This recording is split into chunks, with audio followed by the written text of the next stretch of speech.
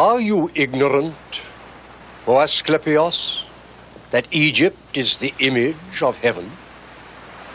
Our land is the temple of the world.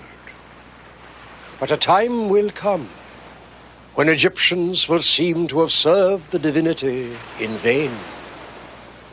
The country that was more pious than all countries will become impious. No longer will it be full of temples, but it will be full of tombs. Neither will it be full of gods, but it will be full of corpses. O river, you will flow with blood more than water, and he who is dead will not be mourned as much as he who is alive.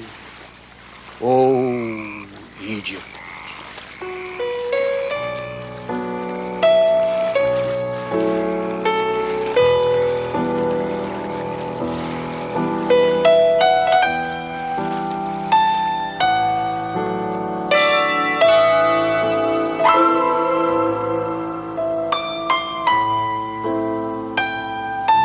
In the temples of Egypt, the symbols of mystical religion still stand. The ruins of the pharaohs' great kingdoms and their wealth are the headstones which mark the grave of a great civilization.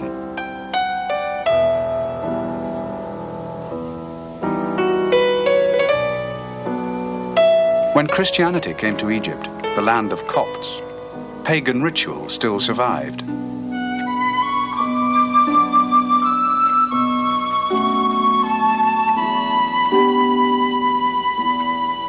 In the clash of cultures and religions, the Gnostic tradition of salvation by spiritual awareness grew up in Egypt and throughout the Roman Empire. Its message was suppressed and excised from consciousness, yet it survived. As books, the Gnostic ideas of the first centuries AD were preserved, and in two separate and extraordinary cases, finally brought to the attention of later generations.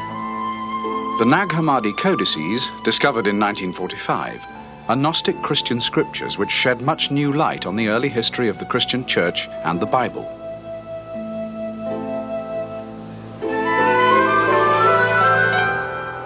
The Corpus Hermeticum, a collection of Gnostic philosophical texts originally from Alexandria, arrived in Florence in 1460 and introduced new spiritual thinking to the intellectual energy of the Renaissance.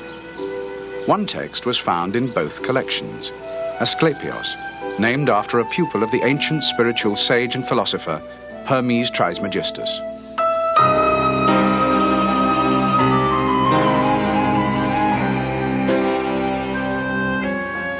A great miracle, O Asclepios, is man. Honor and reverence to such a being, because he takes in the nature of a god as if he were himself a god.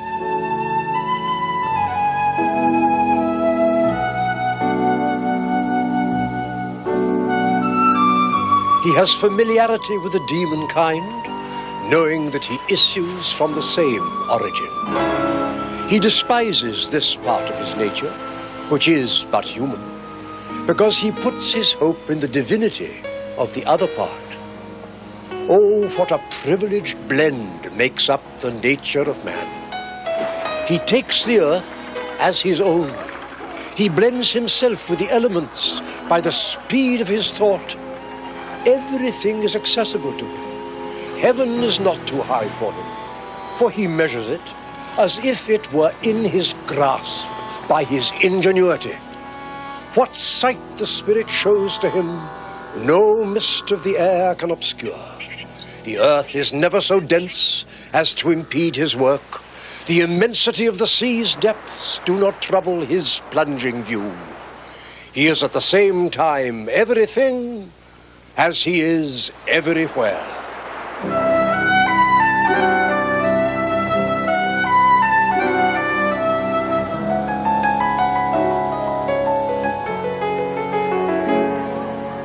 The Renaissance, founded upon the artistic and material wealth of Florence, enjoyed an intellectual climate highly favorable to Gnostic influence.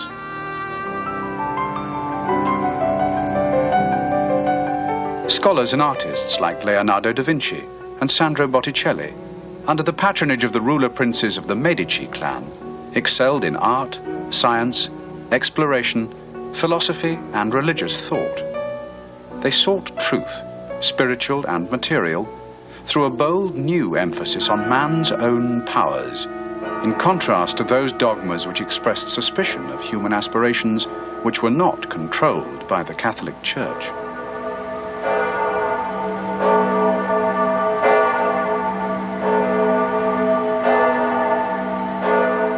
Gnosticism took root in Florence 500 years ago, with the arrival of a volume of Greek copies of 2nd and 3rd century manuscripts, non-Christian Gnostic texts from Egypt and the Orient. This book was the Corpus Hermeticum, or Works of Hermes. The name of Hermes Trismegistus is connected with the Greek god Hermes, Mercurius in Latin. But there's a great difference. This Hermes is a kind of incarnation which bears the same name, but who has a great and quite other background. Well, they thought he was an ancient Egyptian sage and somebody who was either a predecessor or a contemporary of Moses. In fact, I think it says on the pavimento in Siena, the cathedral at Siena, that he was actually a contemporary of Moses. And in this way, he handed over the ancient Egyptian wisdom to Moses. We cannot mention a concrete person being the author of the so-called Corpus Hermeticum. We can only say that the actual writings were written in the 2nd or 3rd century in Alexandria by a group of scholars interested in Platonic and Gnostic studies. Dr. Frans Janssen is curator of a private Dutch library, the world's largest collection of books and manuscripts of Hermetic philosophy, Gnosticism, alchemy, and Rosicrucianism. The first edition of the Corpus Hermeticum is one of its most valuable volumes. Here in my hand, I have a very rare book. It is the first Latin translation of the works of Hermes, which we call now the Corpus Hermeticum, printed in the year 1471. On May the 29th, 1453, the medieval world came to an end when the Turks overthrew the Byzantine Empire, and a lot of Greek monasteries were overthrown and all their libraries were destroyed. And the Renaissance princes, being men of very questing minds, bought up a lot of the manuscripts that were coming from Greece. It was about the year 1460. A monk came up to Florence, and the monk was well aware that in Florence the ruler, Cosimo de' Medici, was a book collector, and he offered him this Greek manuscript which contains the works of Hermes. And Cosimo was immediately alert. He was over 70 years old, and so he said to Ficino, I know you have other work to do. That other work was the translation of Plato, but this is more important. And I feel that I will die soon, and I want to read first Hermes. It's a very large body of text. Some of them are philosophical, but some of them deal with the occult. They deal with astrology. They deal with what one scholar has called low-grade hocus pocus. It does have the principle of revelation, for example, and this revelation is designed to reveal the nature of the cosmos and to establish man's relationship within that scheme of things. It has been described as either as semi-Gnostic or Hermetic Gnosis. The rediscovery of ancient wisdom in 15th century Florence was due to its ruling dynasty, the Medicis.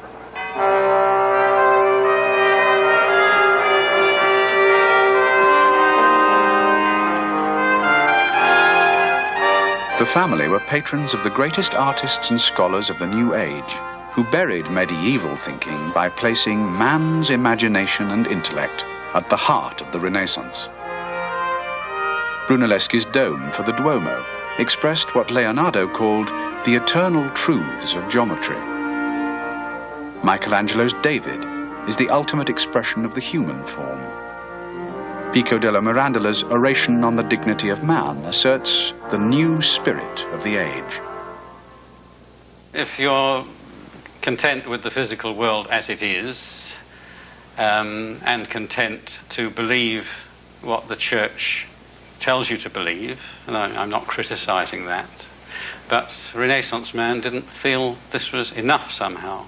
And there was this sudden burst in the human spirit to investigate, to find out where man really stands in the universe as a whole, because the medieval and pre-medieval view was that man was one of God's creatures and he just had to obey and worship and get on with life, whereas the Renaissance view, which had its seed in the Hermetic texts, was that man, as well as being a creature of God, was also a very special creature, and indeed could be regarded as almost equal to God.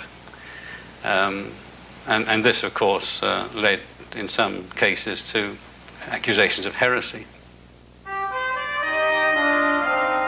Cosimo's grandson, Lorenzo, ruled Florence in turn, maintaining the family's patronage of the artistic and intellectual genius of the age. Lorenzo was known simply as the Magnificent. Lorenzo was a phenomenal combination of a shrewd, wily, and sometimes ruthless politician. The American equivalent would be a political boss. But can one imagine a political boss in the United States who had among his intimate friends philosophers, theologians, a political boss who wrote some of the most extraordinary love poetry of the Renaissance, created around him what might be called a brain trust of extraordinary figures like Marsilio Ficino, the Platonist, and Pico della Mirandola, of course. Let a certain holy ambition invade our soul. The favored poets, scientists, artists, and philosophers enjoyed the hospitality of the Medici family in their fortress palace in the city and in the gardens of their villas on the Tuscan hills above Florence.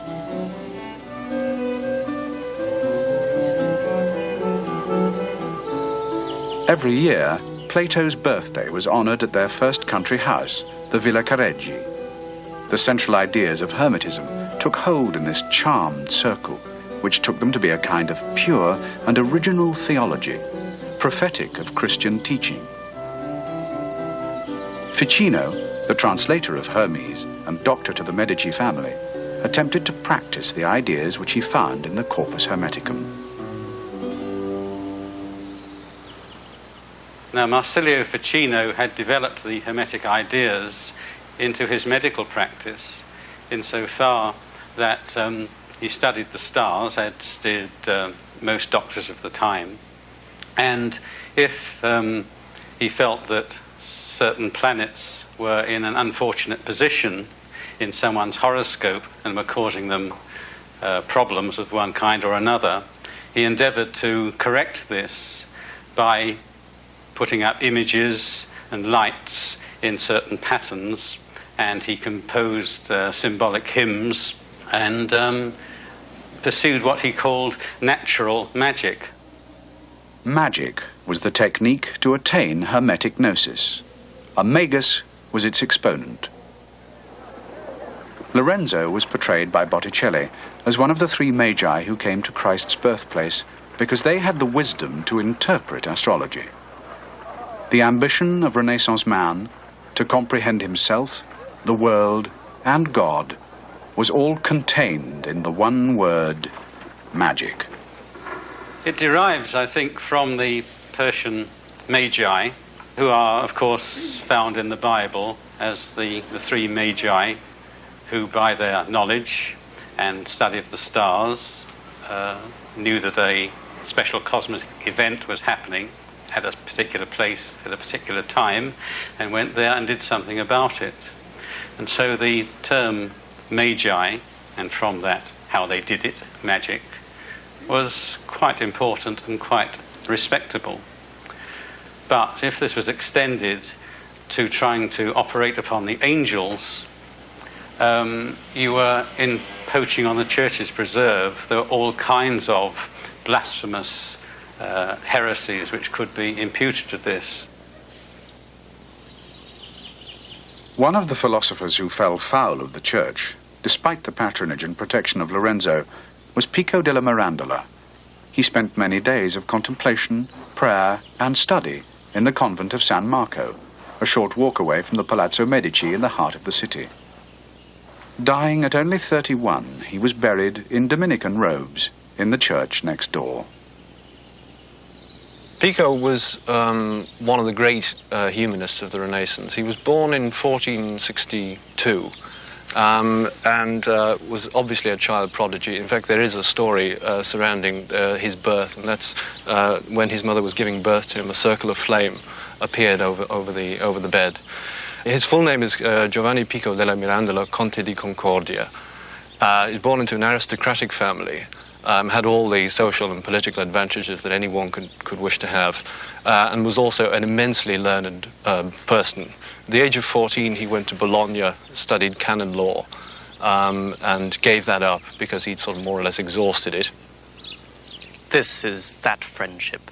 What he wanted to do, his enormous reading, and it was colossal, was to bring together all of, let's say, pagan philosophy, Greek philosophy, Plato and Aristotle and so on, and weld it together with Christianity in such a way that he would make Christianity fit in, as it were, to that tradition, or at least make the pagan philosophers fit in. They were no longer outsiders outside of Christianity. They would simply belong together.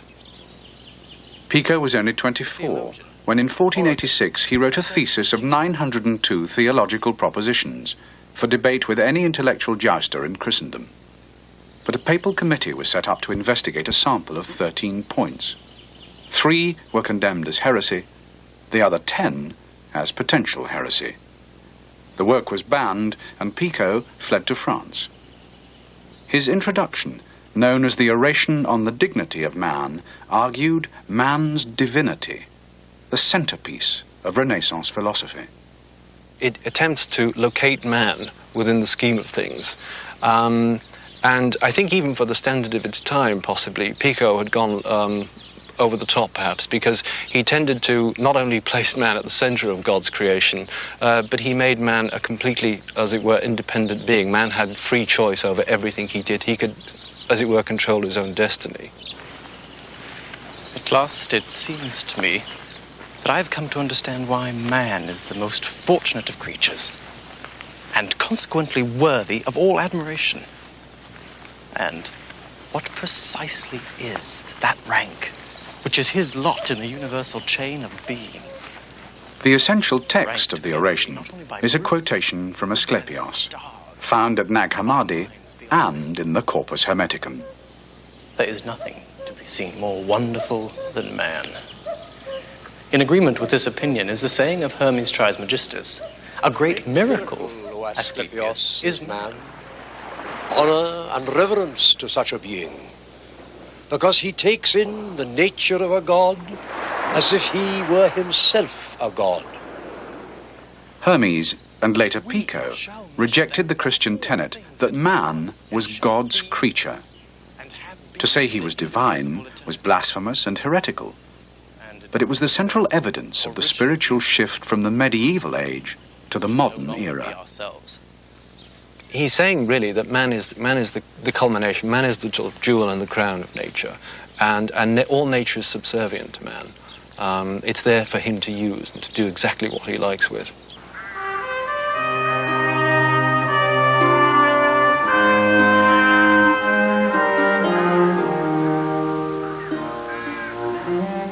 The Renaissance philosophers renewed man's perennial attempts to locate himself within the universe, and not merely to accept his destiny as random. it is this which makes the Renaissance the third significant historical instance of Gnosticism. For Gnostics, man is God on earth, and also for Pico, that's become true in the oration.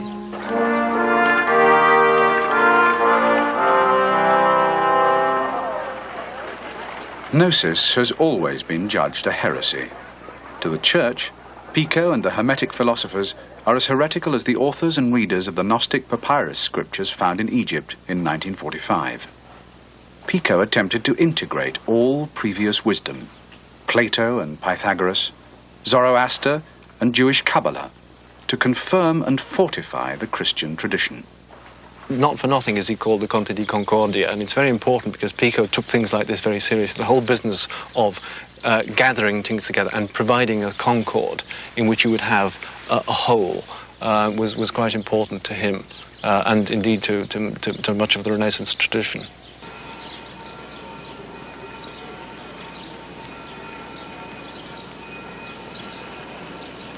Plato writes that of all the theoretical sciences and liberal arts, the science of computation is the chief and the most divine. Likewise inquiring, why is man the wisest of animals?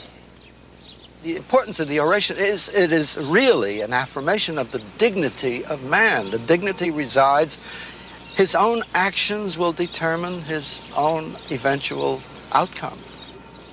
Together with this was the great optimism and which is expressed in Pico, man's power to do anything. The essence of Hermetic philosophy is Gnostic. Man is free to move up or down on the great chain of being because he has nous, the divine spark of mind.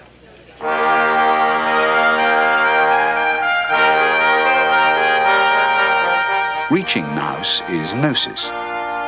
The aim of the Hermetist is to unite the above and the below, the inner and the outer, the known and unknown, the material and the spiritual, and to use his powers. What distinguishes him from the animals and from the rest of the creation is his own divine spark, which, if he develops the knowledge of how to approach that spark, can become as God, can in fact change the world, as indeed he has since Renaissance times. Thou shalt have the power to degenerate into the lower forms of life, which are brutish. Thou shalt have the power, out of thy soul's judgment, to be reborn into the higher forms, which are divine. The Hermetic philosophy departs from the conception that there was, in former ages, a unity between God and man. And this unity is lost. And what the philosophy aims at is to recover this unity. This is that peace which God creates in his heavens, which the angels descending to earth proclaim to men of good will, that through it men might ascend to heaven and become angels. Contemplation of nature. Looking to nature not only with scientific eyes, but through nature, getting the idea behind nature. Whatever seeds each man cultivates will grow to maturity and bear in him their own fruit. If they be vegetative, he will be like a plant. In the oration, you have a beautifully eloquent, spelled-out statement of the intermediary position of man. Man consists of higher and lower potentialities. He's set midway, a little lower than the angels. He loves to quote from the Psalms there. A little lower than the angels, a little higher than the beasts. Where he will go, whether he rises to rejoin the one, the source of all being, God, or whether he descends, and not into a Dante-esque hell, but descends to a kind of state of material brutishness, depends on his own will. The oration has been described by Eugenio Garin, the great Italian Renaissance scholar, as the manifesto of the Renaissance.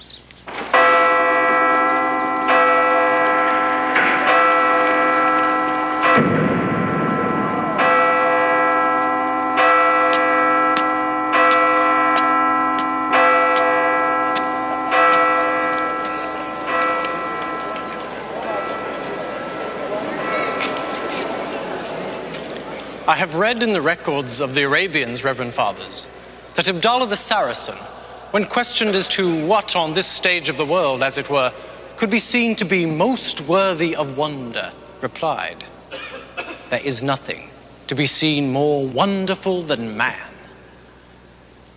In agreement with this opinion is the saying of Hermes Trismegistus, "A great miracle, Asclepius, is man." At last, it seems to me, I have come to understand why man is the most fortunate of creatures and consequently worthy of all admiration, and what precisely is that rank which is his lot in the universal chain of being, a rank to be envied not only by brutes but even by the stars and by minds beyond this world. The best of artisans, the creative powers, addressed man thus: "The nature of all other beings is limited and constrained within the bounds of laws prescribed by us.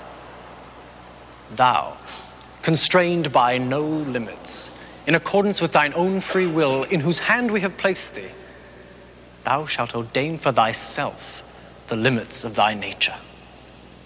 Thou shalt have the power to degenerate into the lower forms of life, which are brutish. Thou shalt have the power, out of thy soul's judgment, to be reborn into the higher forms, which are divine. Whatever seeds each man cultivates will grow to maturity and bear in him their own fruit. If they be vegetative, he will be like a plant. If of the senses, he will become brutish. If intellectual, he will become an angel and the Son of God. If rational, he will grow into a heavenly being. And if, happy in the lot of no created thing, he withdraws into the center of his own unity, his spirit, made one with God, in the solitary darkness of God, who is set above all things, he shall surpass them all. So let a certain holy ambition invade our souls, so that, not content with the mediocre, we shall pant after the highest. And since we may, if we wish, toil with all our strength to obtain it, full of divine power, we shall no longer be ourselves, but shall become he himself who made us. For he who knows himself in himself knows all things, as Zoroaster first wrote. I have also proposed theorems dealing with magic, in which I have indicated that magic has two forms, one of which depends entirely on the work and authority of demons, a thing to be abhorred, so help me the God of truth, and a monstrous thing. The other, when it is rightly pursued, is nothing else than the utter perfection of natural philosophy. The former can claim for itself the name of neither art nor science, while the latter, abounding in the loftiest mysteries, embraces the deepest contemplation of the most secret things, and at last, the knowledge of all nature. As the farmer weds his vines to elms, so does the magus wed earth to heaven. That is, he weds the lower things to the endowments and powers of higher things. If all of this appears new and strange to you, Reverend Fathers, think on how the sphinxes, carved into the temples of the Egyptians, reminded them that the mystic doctrine should be kept inviolable from the common herd by means of the knots of riddles. The theologian, Origen, asserts that Jesus Christ, the teacher of life, made many revelations to his disciples which they were unwilling to write down lest they become commonplaces to the rabble. This is in the highest degree confirmed by Dionysius the Areopagite, who says that the occult mysteries were conveyed by the founders of religion from mind to mind, without writing, through the medium of speech. Let us consult the Apostle Paul, the chosen vessel, when he himself was exalted to the third heaven. he will answer, according to the secret interpretations of Dionysius, that he saw the cherubim being purified, then being illuminated, and at last being made perfect. When we have been so soothingly called, so kindly urged, we shall with winged feet fly up like earthly Mercuries to the embraces of our Blessed Mother and enjoy that wished-for peace, most holy peace, indivisible bond, in one accord, with the friendship through which all rational souls not only shall come into harmony with the one mind, which is above all minds, but shall, in some ineffable way, become altogether one. This is that peace which God creates in his heavens, which angels descending to earth proclaim to men of goodwill, that through it men might ascend to heaven and become angels. Let us wish this peace for our friends, for our century.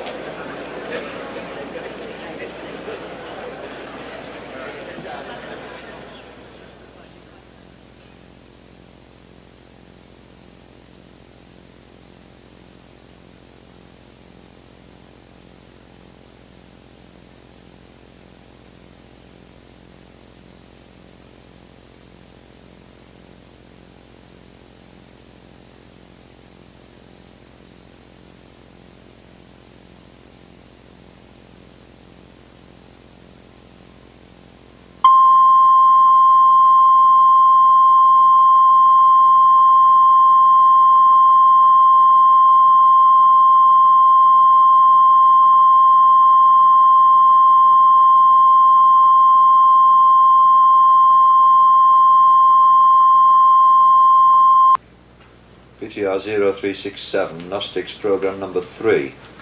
Part 2, take 1. 10 seconds.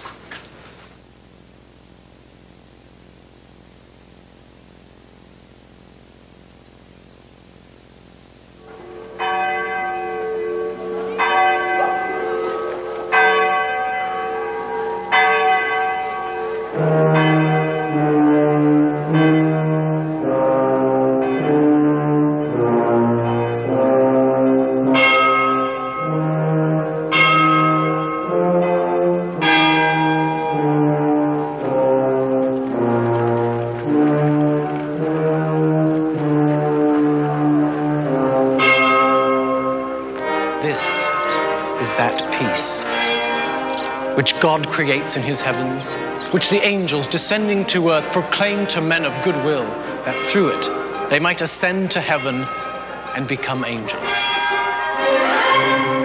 Let us wish this peace for our friends, for our century.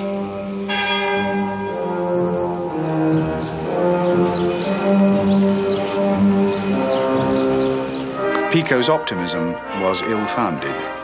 His oration, the manifesto of the Renaissance, was never heard in public. He and his fellow Hermetists pursued their philosophy and their magic, courting danger. The Church, to which they were loyal, silenced them and even burned some as heretics. For the third time in 1200 years, Gnostics were suppressed.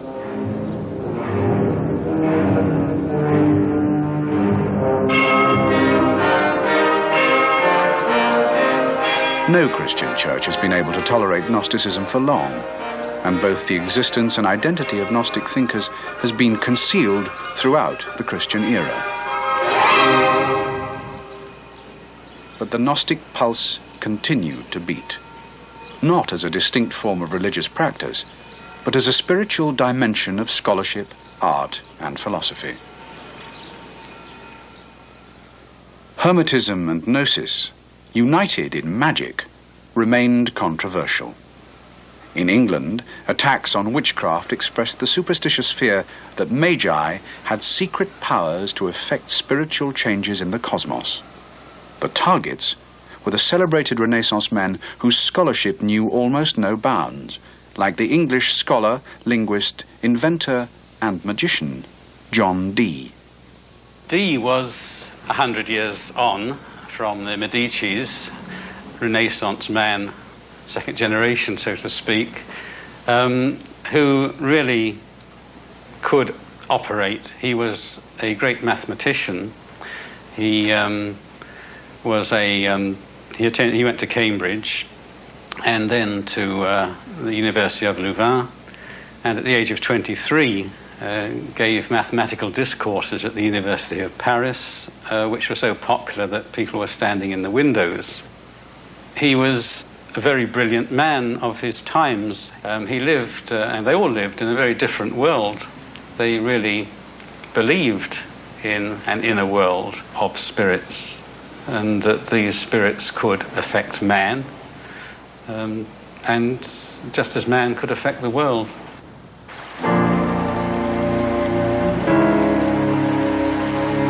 The most famous magician of Dee's era is in the work of Shakespeare. The figure of Prospero may represent a disguised defense of the real scholars and magicians of the time, discredited in a climate of fear and superstition. The Tempest is one of Shakespeare's last plays, and therefore is written in the time of James, because James was very much obsessed with witchcraft and demonology. So if Shakespeare was presenting Dee as Prospero, he was in some way trying to reinstate Dee, or reinstate the image of the Hermetic philosopher. Ye elves of hills,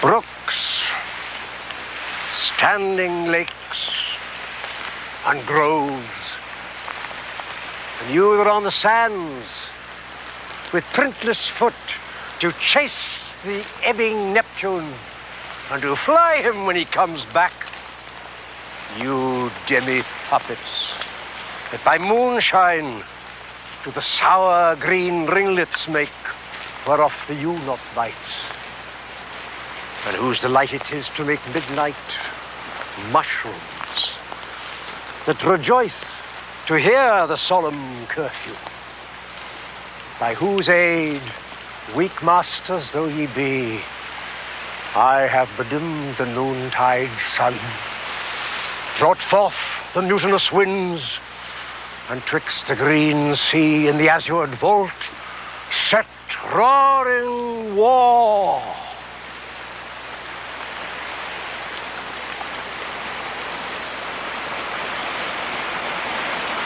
To the dread rattling thunder have I given fire, and rifted Jove's stout oak with his own bolt.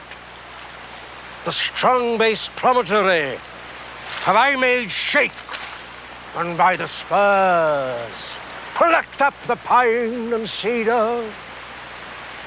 Graves at my command have waked their sleepers, oped and let them forth by my so potent art.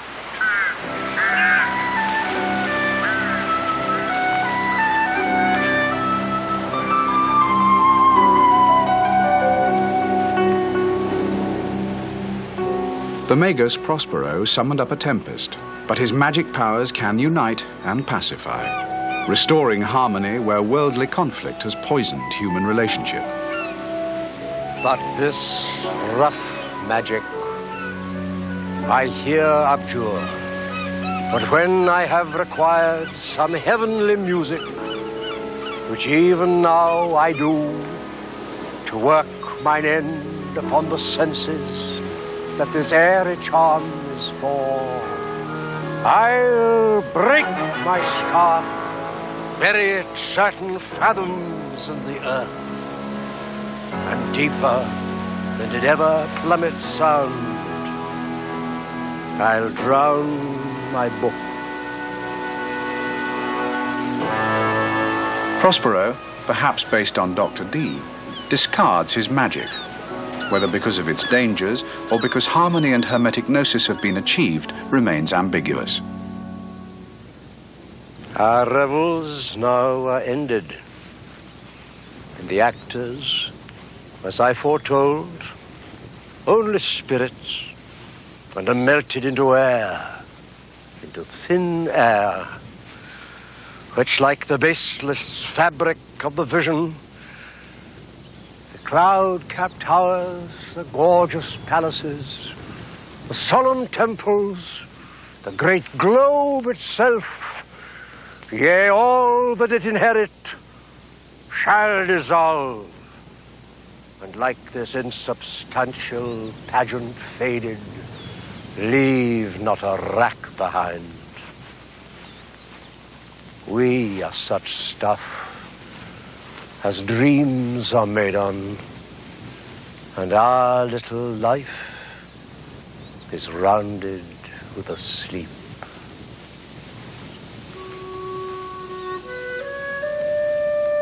Since the fading of the Renaissance, open manifestations of Gnosticism have been rare and intermittent. Its exponents have been scattered. Yet through almost 5 centuries of art, literature and philosophy, the inward pulse of Gnosis has endured, despite its inherent conflict with church dogmas and rationalist principles. Gnosis underlies alchemy and rejected the Age of Reason, yet found exponents in the Romantic era. The 16th century German shoemaker mystic Jakob Böhme is claimed by some as a Gnostic, as is another German, the poet Goethe, who immortalized the magical legend of Faust. Advocates of the Gnostic tradition argue for the Gnostic inspiration of names as diverse as William Blake, Karl Marx, Rudolf Steiner, Carl Jung, and John Lennon.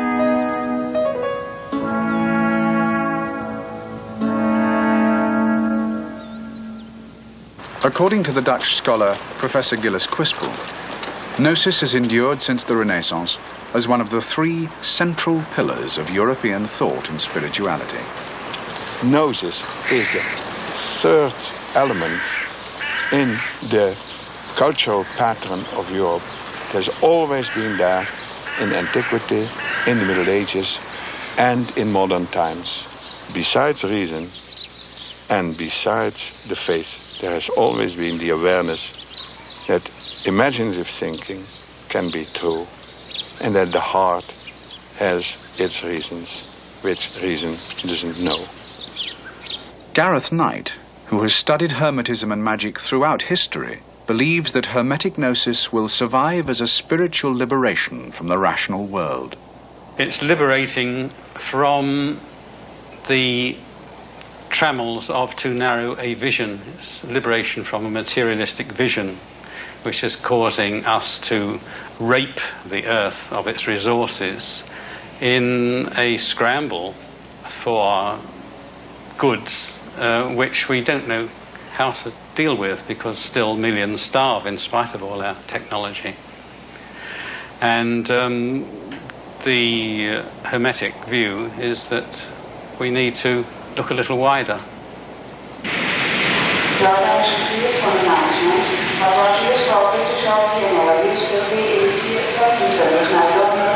Pivot 3-1 for startup clearance. Pivot 3-1, quick start. 3-1. Bravo, ground golf, Bravo, Alpha, Sierra Golf. The drive of life in itself always comes from an invisible spiritual level. And I believe that the technical world, they discovered the secret of the atom.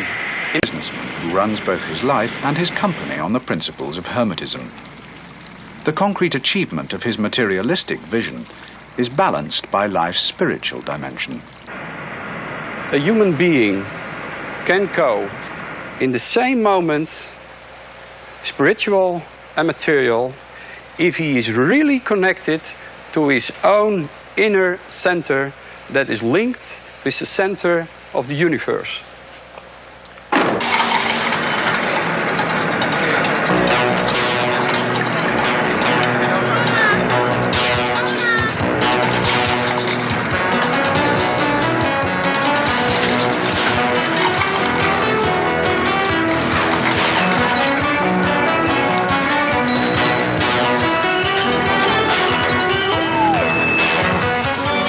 Rittman's company, the Ster Corporation, is one of the world's 3 largest producers of plastics for in-flight airline catering. The highly automated Belgian factory produces 20 million individual items each day for delivery to airline kitchens around the world. The factory shows for me the meaning of communication. That you are a human being who serves the problems of the 4 corners of the world.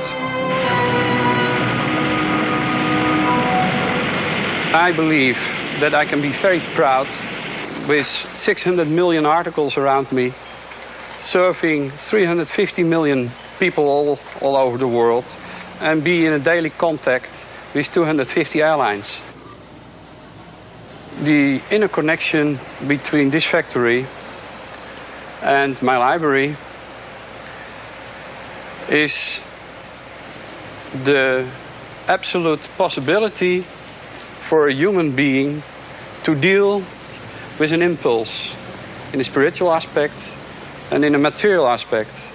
And I can say I achieved with my library, who was a main part in my life, I achieved to be in contact with the spiritual influence of the past, of the Gnostics, you can say, but also the spirituality of today, but even now, the spirituality of the future.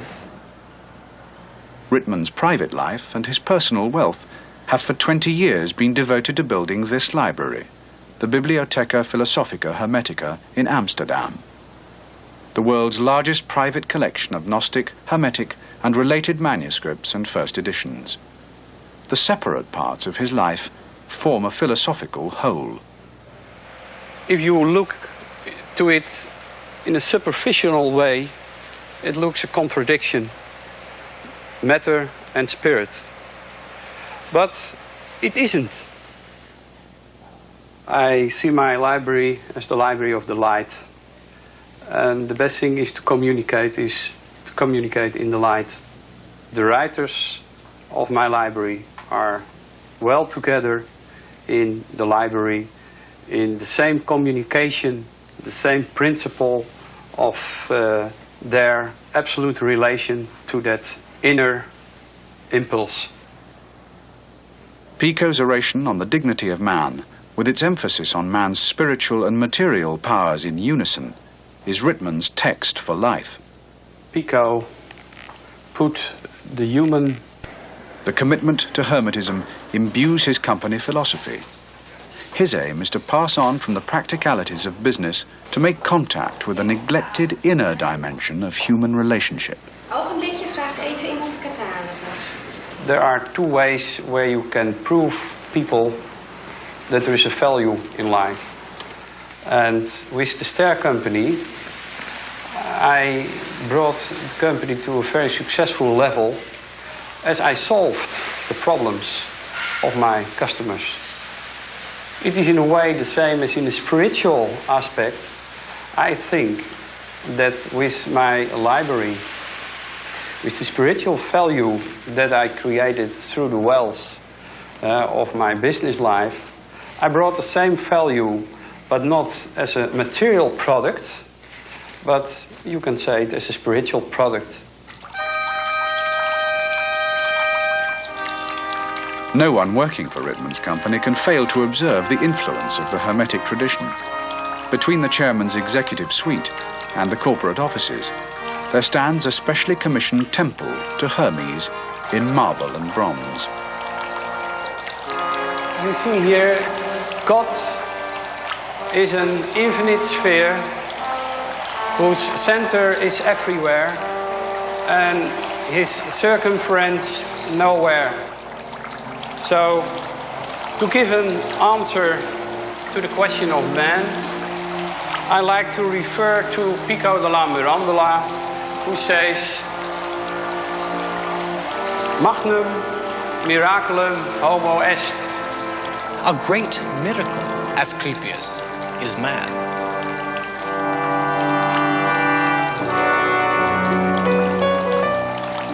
A great miracle, Asclepius, is man.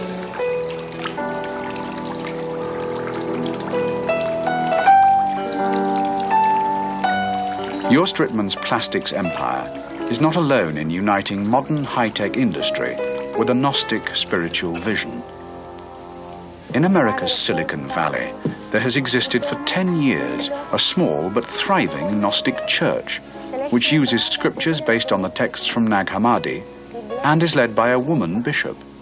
That ye may overcome the powers of the archons of the world. Today, the knowledge of the Gnostics is a self-knowledge. The last program of this series will show that in the modern era, which began with the Renaissance and the dignity of man, the pulse of Gnosis beats still, yet remains a mystery.